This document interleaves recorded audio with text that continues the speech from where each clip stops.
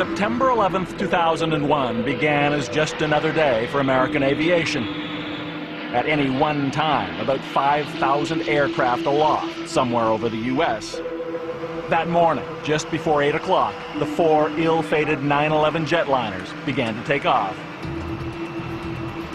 American Airlines Flight 11 and United 175 departed from Boston. United 93 from Newark. American 77 from Dulles Airport outside Washington. All tracked on radar by the Federal Aviation Administration's air traffic control.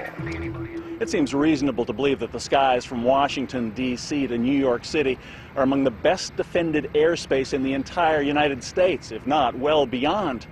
From the White House to Andrews Air Force Base in Maryland and Langley in Virginia is just a couple of minutes flying time, with F-18 and F-16 fighter squadrons standing by, presumably in combat readiness. So the question is, why, on the morning of September the 11th, 2001, were none of those jet fighters in the sky over Washington and New York?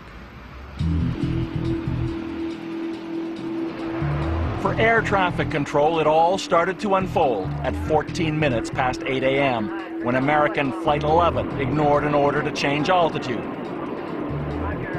Radio contact was lost, then the transponder signal. Flight 11 was off course, heading for New York. At 8:25, the controller reported hearing what he thought was the voice of a hijacker. American 11, are you trying to call? Nobody move. Everything is okay. If you try to make any move, you'll injure yourself and the airplane. In a suspected emergency, the FAA is to contact the U.S. military, but recordings of radio communications on 9/11 show that didn't happen until just 8 minutes before American Flight 11 smashed into the North Tower at 8:46 a.m.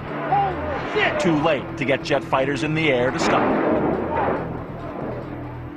Oh, it's just so out of the ordinary that it's completely implausible. One of the most prolific critics of the official story, David Ray Griffin, has written several books analyzing the events of 9/11. But let's say, for sake of argument, maybe they goofed up on the first one.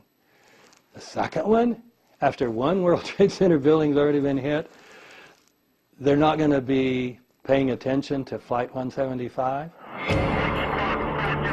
After the first crash, two F-15 fighters were scrambled from Massachusetts, airborne at 8:53 a.m., just as air traffic control was trying to contact United Flight 175, also off course, also bearing down on New York.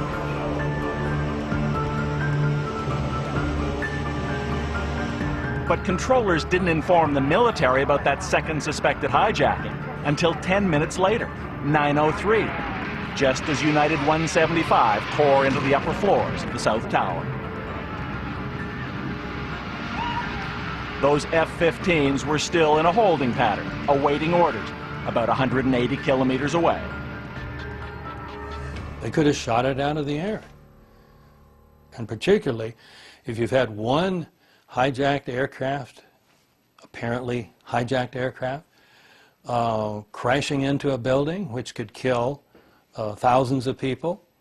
Sure, you would kill a few hundred people in a plane to bring it down, to prevent it from doing another attack.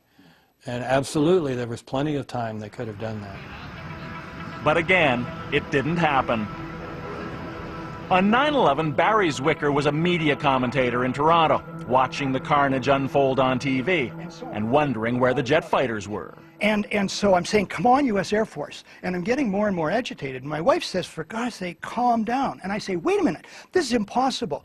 This drama in the skies has gone on for almost 2 hours, and there's no U.S. Air Force. I said, this is impossible. That is when the penny dropped for me. So then Today, Zwicker is the point man for 9/11 Truth in Canada. You're looking at the face of a crime of mass murder and treachery, which is an unopposed military operation.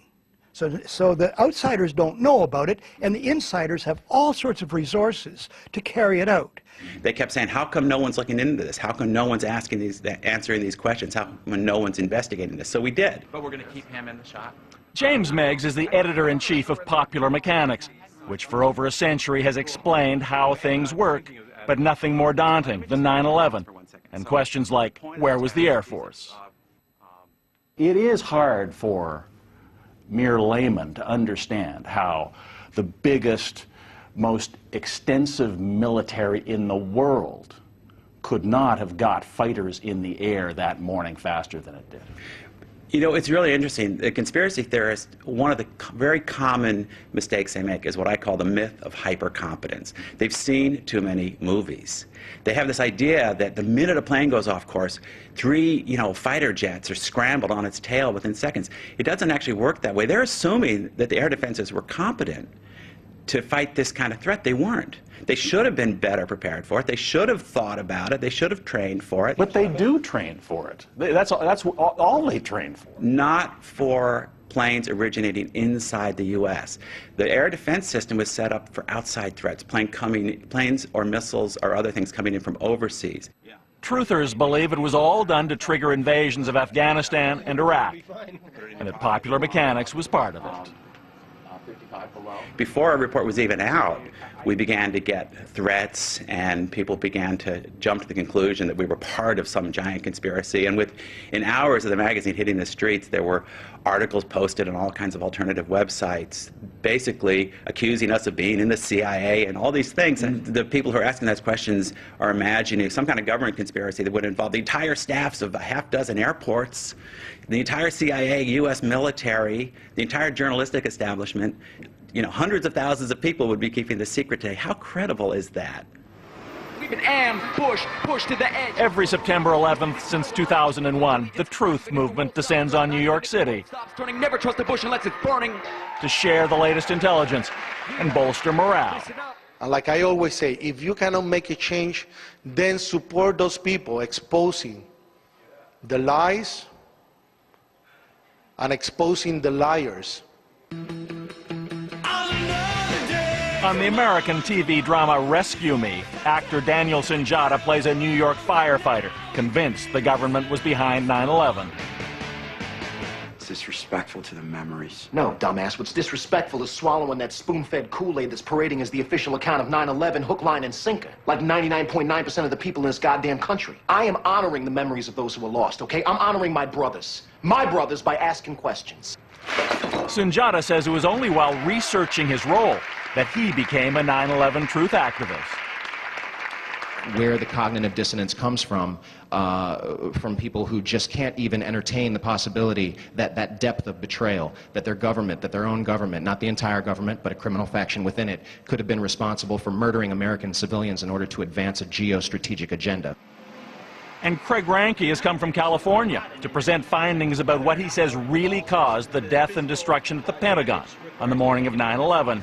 The independent eyewitnesses on the scene saw what happened, and since there's no released live footage of the Pentagon attack, they're the only ones who know what really happened on that day.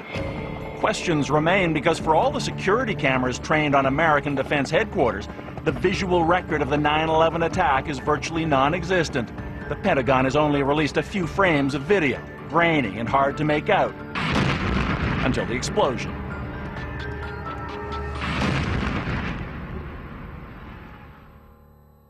The eyewitnesses all illustrated these flight paths, and this is a Ranke argues that given eyewitness testimony about the path of the plane's approach, it's impossible for American Flight 77 to have hit the Pentagon at all.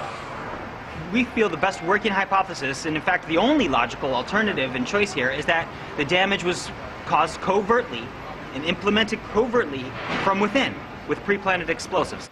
So many conspiracy theories, so little time. When we come back, one of the most intriguing theories. I'm on a plane that's been hijacked. I'm on a plane. That all the phone calls from the planes that morning were false. I love you. Bye. I have to say, I'm sorry, but that call was fake too.